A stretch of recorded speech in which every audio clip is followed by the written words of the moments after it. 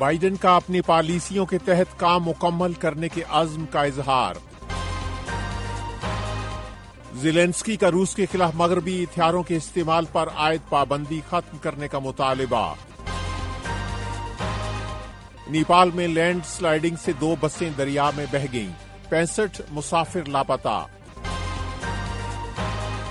Voice of America Washington سے اہم خبروں کے ساتھ محمد جلیل۔ صدر جو بائیڈن نے جمعرات کو ایک اہم نیوز کانفرنس میں اپنی انتظامیہ کی ملکی اور خارجہ پالیسیوں کا بھرپور دفاع کرتے ہوئے صدارتی انتخابات کے لیے اپنی اہلیت سے متعلق سوالوں کا مؤثر جواب دیا۔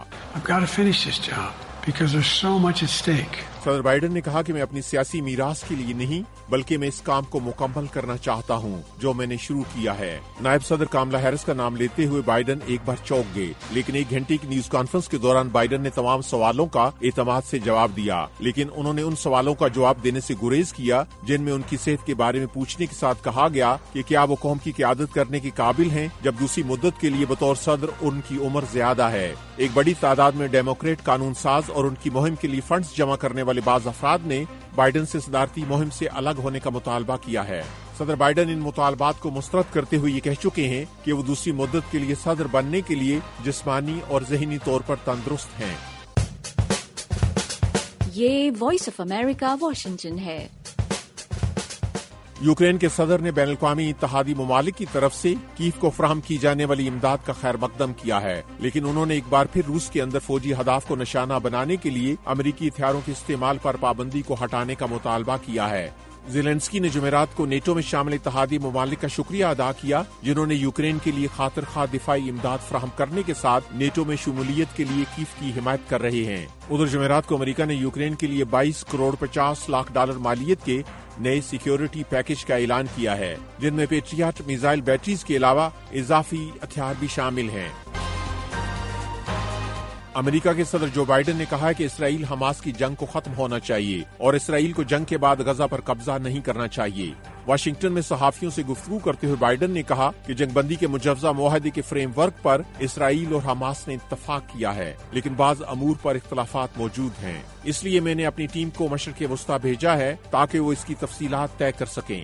بائیڈن نے مئی کے آخر میں 3 مراحل پر مشتمل جنگ بندی کا مجوزہ معاہدہ پیش کیا تھا، جس میں حماس کی حراست میں اسرائیلی شہریوں کی رہائی، اسرائیل کی حراست سے فلسطینی قیدیوں کی رہائی، غزہ سے اسرائیل کا انخلاء اور اس کی تعمیر نو کی تجویز شامل تھیں۔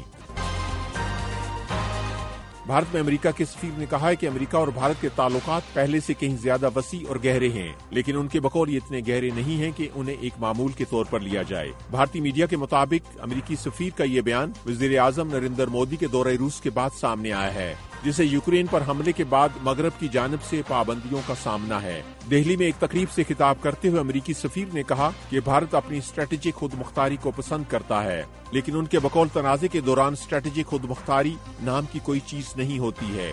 امریکی سفیر کا یہ بیان مودی کے روس اور آسٹریلیا کے دورے کے بعد دہلی پہنچنے کے چند گھنٹے کے بعد سامنے آیا ہے۔ بھارت کی وزارت خارجہ کی طرف سے تاحال اس بارے میں کوئی بیان سامنے نہیں آیا ہے۔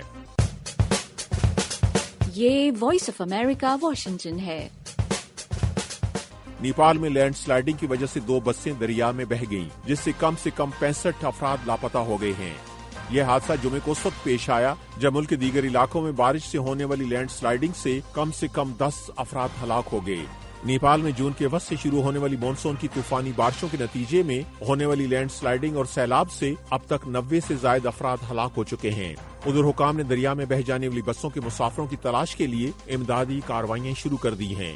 یہ حادثہ دارالحکومت کھٹمنڈو سے لگ بھگ 65 کلومیٹر دور مغرب میں واقع ایک ضلع میں پیش آیا ہے۔ نیپال کے وزیر اعظم نے جمعے کو ہونے والے حادثے پر دکھ کا اظہار کرتے ہوئے حکام کو امدادی کارروائیوں کو تیز کرنے کی ہدایت کی ہے۔